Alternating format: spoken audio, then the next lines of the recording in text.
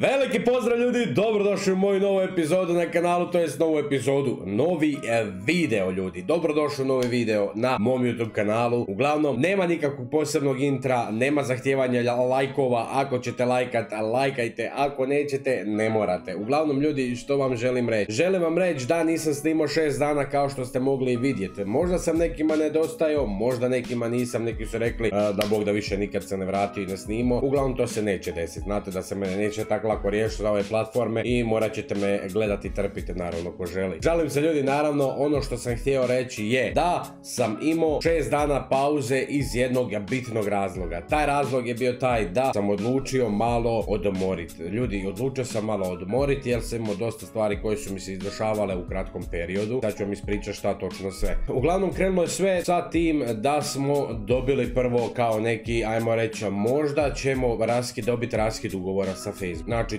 to je prvo došlo i onda sam ja rekao pa okej, sve to možda. Neki su digli gledanost, neki nisu uspjeli dići gledanost.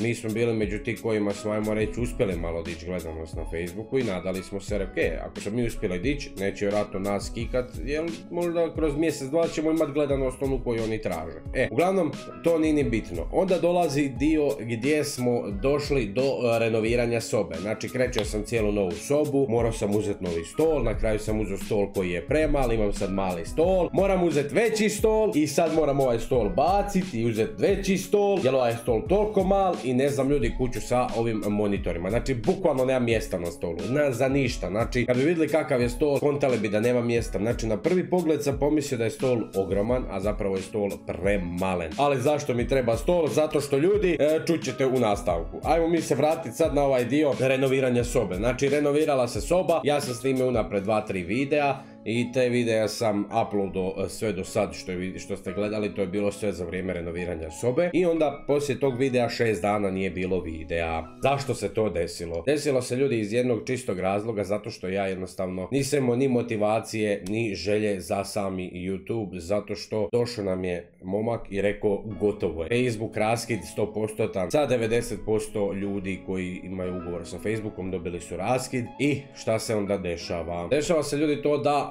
pola nas koji smo imali baš mnogo toga, evo Čofi na primjer ima kredit, ja imam isto jako velik kredit za platu i onda sve te primanja što smo morali potpisati, mi smo bukvalno zbog toga i potpisali za taj Facebook, da imamo olakšanje, da možemo otplatiti taj kredit. Imam auto, sam uzeo, auto mi treba, imam novi PC, bi trebao uzimati, ovaj PC mi je na izmaku, znači jedva da radi, ali sve će to doći s vremenom. Ja se nadam, ja kažem, negdje ćeš izgubiti, negdje ćeš dobiti, život je takav, život te nikad neće maziti, pazi. Ti uvijek se moraš boriti za sebe i moraš raditi da bi dobio. Tako da ljudi, mi ćemo raditi, mi ćemo ovu godinu izgrmiti i ova godina će biti naša godina. Zato što ja počeo sam raditi ljudi na sebi. Uskoro očekujte ljudi vlogove, kontent izvana, malo ćemo se sprdati sa mojim kućnim ljubimcom. To jest nije kućni ljubimac, to je više vanjski ljubimac, pošto imam psa koji hoda po dvorištu. Ako želite videe sa njim, uskoro ću snimiti svoj auto, znači kako izgleda moj prvi auto koji sam kupio. I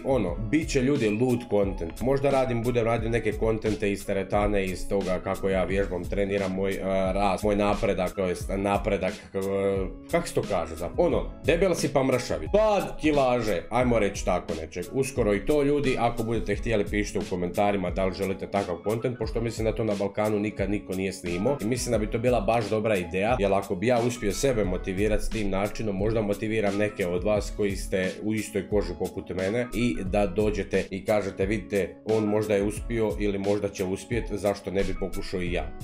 Uglavnom ljudi, to planiram snimat. Planiramo streamat opet na samom YouTube-u. Znači ljudi, bit će streamovi 2 do 3 puta tjedno, znači nećemo pretjerivati, neće biti česti streamovi, znači kad mi se baš bude streamalo streamaću, kad mi se ne bude neću. Nije mi je nešto da sad moram ganjati te streamovi, jer mi ti streamovi bukvalno ništa ne donose, to je čisto da se mogu družiti s vama, da se mogu zabaviti s vama i to bi bilo to. Uglavnom očekujte ljudi uskoro daily upload, možda čak od preksutra ili sutra, vidjet ćemo. Uglavnom radit ćemo i daily upload, i streamove, i videe svaki dan. Čekujte svaki dan content, svaki dan videe, radit ćemo videe izvana, radit ćemo videe u kući, radit ćemo videe za PC-om, radit ćemo videe s kombajnom di kosimo ljude po parku.